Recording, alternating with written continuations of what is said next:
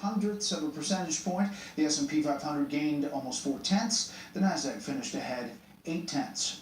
We'll talk about the latest on the campaign trail and the WikiLeaks emails. The panel joins me after a quick break. Here's a message to every rapist, domestic abuser, violent criminal thug, and every other monster who preys upon women. Maybe you've heard the stories about millions of us flocking to gun stores and gun ranges for the first time, the second time, and the 100th time. Here's what that means for despicable cowards like you. Your life expectancy just got shorter.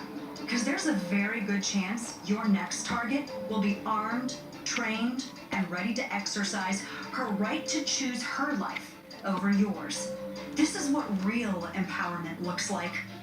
Millions of American moms, grandmothers, and professional women taking our lives and our families' lives into our own capable hands. I'm the National Rifle Association of America, and I'm freedom's safest place.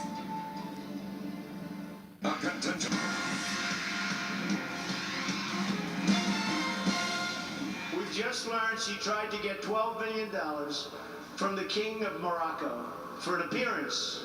More pay for play. That's why I'm proposing a passage of ethics reforms to make our government honest once again. Press always asks me, don't I wish I were debating him? No, I wish you were in high school, I could take him behind the gym. That's what I wish. Well, Vice President Biden on the trail today, and there you see Donald Trump talking about the latest WikiLeaks dump, and these emails suggesting that Huma Abedin, Clinton confidant, emailing about efforts to get a $12 million contribution to the Clinton Foundation that Hillary Clinton managed to do. No matter what happens, she will be in Morocco hosting CGI, Clinton Global Initiative event, May 5th to the 7th, 2015. Her presence was a condition for the Moroccans to proceed, so there's no going back on this. Continuing between John Podesta, Robbie Mook, and Huma Abedin, giving some context.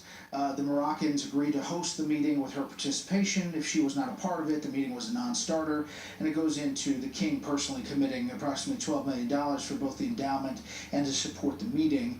It will break a lot of China to back out now when we had so many opportunities to do it in the past few months. She created this mess, and she knows it.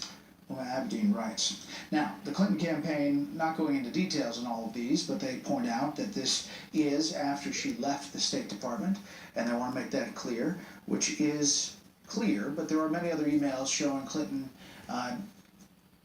definitely interaction with the Clinton Foundation throughout her time at State. Let's bring in our panel. Jonah Goldberg, senior editor at National Review. Leslie Marshall, syndicated talk radio host and Fox News media analyst, host of Fox's Media Buzz, Howard Kurtz. Okay, Howie, these emails keep coming.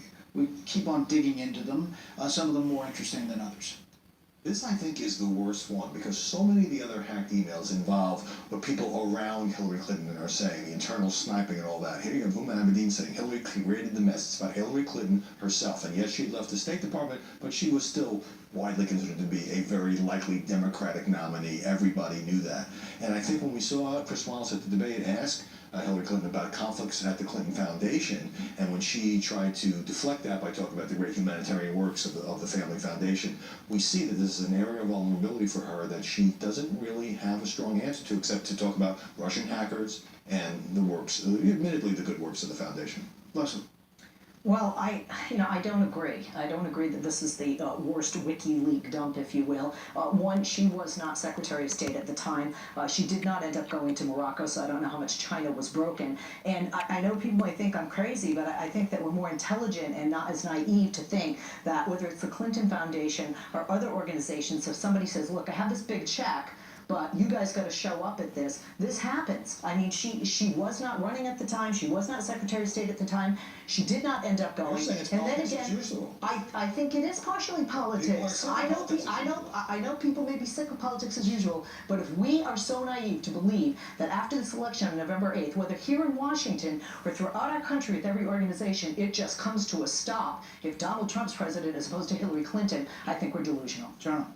Yeah, if the genesis of this had been when she was at the State Department, it would be criminal, but it's not, so it's just tawdry. And I agree this kind of thing happens a lot. I take a step back about this. I've always seen the Clinton Foundation, yes, they do a lot of charitable good works, but by my lights, the charitable good works were a cost center, like the electric bill. The reason why the foundation exists wasn't to do good works, it was to serve as sort of a place to park lugubrious, sycophants like Sidney Blumenthal and other henchmen, a place to sort of serve as a super PAC, a place to park her campaign while they were a government in exile, and they had to justify all of this by doing charitable stuff. The Medicis built orphanages too, but they didn't do it because they were wonderful people. It was about power politics, and that's what the CGI and the Clinton Foundation has always been about. But they also revised where their policies regarding taking foreign donations and said, okay, these 6 nations are going to go to international efforts, whether it's climate change, healthcare. It was a little murky there for a while. There was a kind of a long. We're not going to take foreign donations, except we will continue to take them in the health initiative.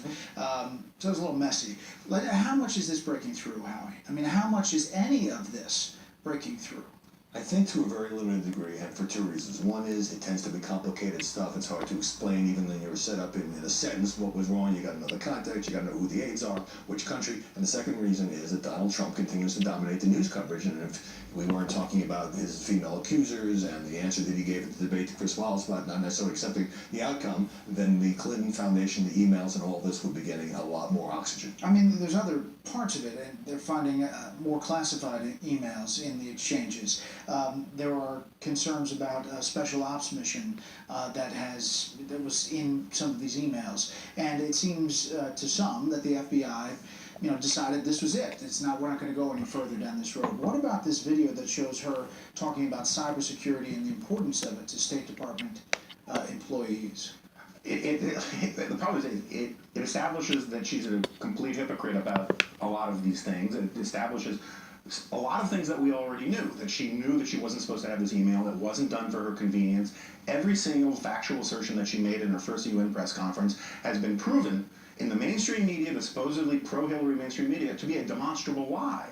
The problem is, I think Howie's exactly right, is that Donald Trump would rather be at the center of a media controversy in a negative way than allow the limelight to move to Hillary Clinton and let her actually take heat in the public arena, and it just sucks up all of the oxygen. Speaking of sucking up oxygen, I was at the Al Smith dinner last night, and there were some real eggs of jokes that did not go on either side, actually. I know the focus has been on Donald Trump, but Hillary Clinton had some losers as well. Cardinal Dolan spoke about it on the Today Show about another conversation. When we were going in, I said, could we pray together as we were waiting to be announced? And afterward, and after the little prayer, Mr. Trump turned to Secretary Clinton and said, you are one tough and talented woman. And he said, this has been a good experience in this whole campaign, as tough as it's been. And she said to him, and Donald, whatever happens, we need to work together afterwards. Now, I thought this is the evening at its best. Leslie. We didn't really see that part of it. No, I think this is an example of that public and private thing, right? Because they read. Come on, look, both of them laugh. Some of those jokes are very, very fun. Oh, the good ones are very fun. And actually, I had people tell me, Republican friends of mine tell me, if I had seen that Hillary on the campaign trail, I may not hate her so much. Seriously, they were like, she was funny, she was more relatable, they liked more. I agree with you. There was some jokes, they call it in comedy out in LA where I live, going blue, and I was like, but I think that overall, and not just because she's my candidate, I thought that Donald kind of missed what it was about. And you know what these things are about, which is, 1, the great work that Catholic Charities does in raising the money, 2, a little self-deprecation, and 3, some jabbing, roasting, being funny.